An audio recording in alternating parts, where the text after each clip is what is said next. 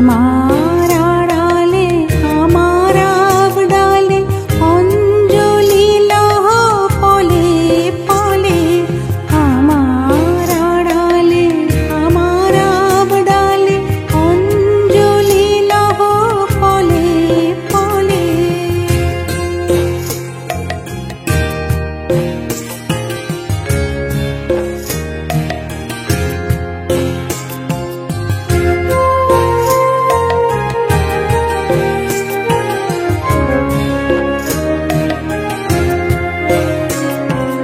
মিচির মিচির ভোরের আলো এসো বাহু বাসো ভালো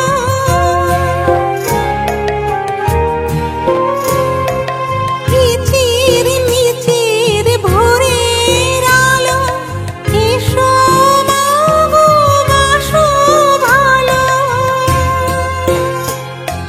মৃন্ময়ী তুমি মা।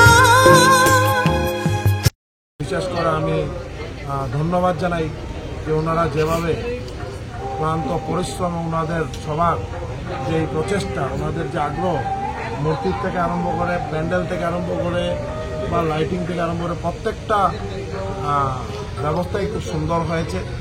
আর বিশেষ করে আমি এই শ্রীভূমি জেলার এই সন্তান, আর এই শহরেই আমি ছোটোর থেকে বড় হয়েছি। আর বিশেষ করে এই স্কুল, যে স্কুলের মধ্যে এখানের মধ্যে পূজার আয়োজন করা হয়েছে, এই স্কুলে আমি পড়াশোনা করেছি ক্লাস 5 টু ক্লাস 10।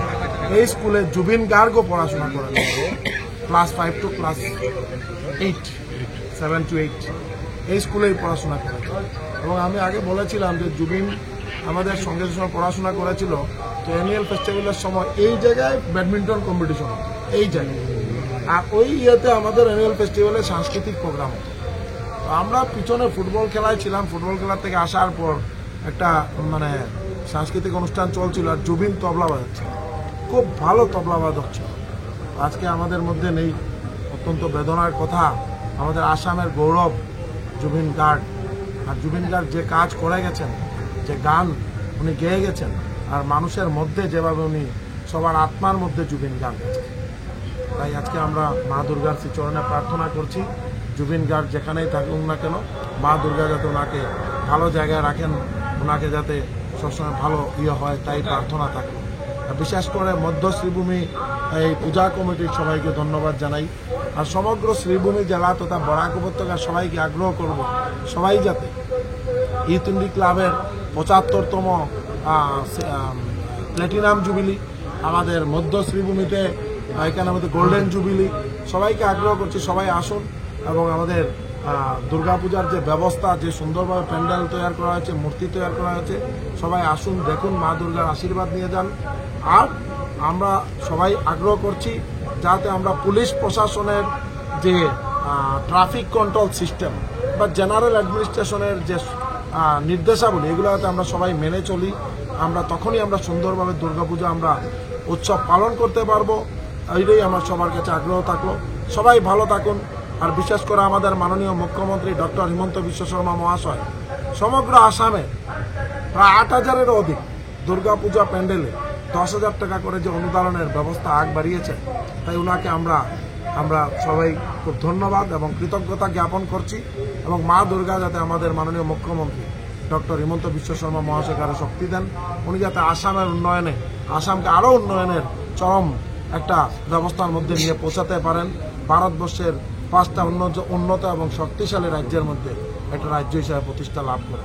তাই সবাই ভালো থাকুন, মা দুর্গার আশীর্বাদ সবার উপর বর্ষিত, এই প্রার্থনা থাকুন। করবো সবার সঙ্গে দেখা সাক্ষাৎ করবো এবং চেষ্টা করবো সবার সাথে যাতে মিলে করতে পারি, বা আমাদের যারা বড়রা আছেন, সিনিয়র সিটিজেন আছেন, ওনাদের বাড়িতেও যাওয়ার চেষ্টা করবো যাতে ওনারা আশীর্বাদ আমাদের উপর থাকে। এটাই থাকলো। আর সবাই মিলে যাতে সুন্দরভাবে আমরা শারদীয় দুর্গোৎসব পালন করতে পারি, এটাই সবার কাছে আগ্রহ। আপনি সবার জন্য বলেছেন, একজনের কথা বলেননি, আপনার গৃহমন্ত্রীর কথা আপনি বলেননি, মিসেস কৃষ্ণেন্দু পালের কথা, তাকে কোন সময় বিশেষ করে আমাদের বাসার সামনে শহরতলি দুর্গাপূজা হয়, আর এখানের মধ্যে আমাদের যে ব্যবস্থা, আমাদের নিজে এখানে অনেক কম সংখ্যক আমরা যারা এই পূজা অর্গানাইজ করা ইয়েতে থাকে, তো বিষয়ত আমার বিশেষ এটার মধ্যে একটা বড় ভূমিকা থাকে।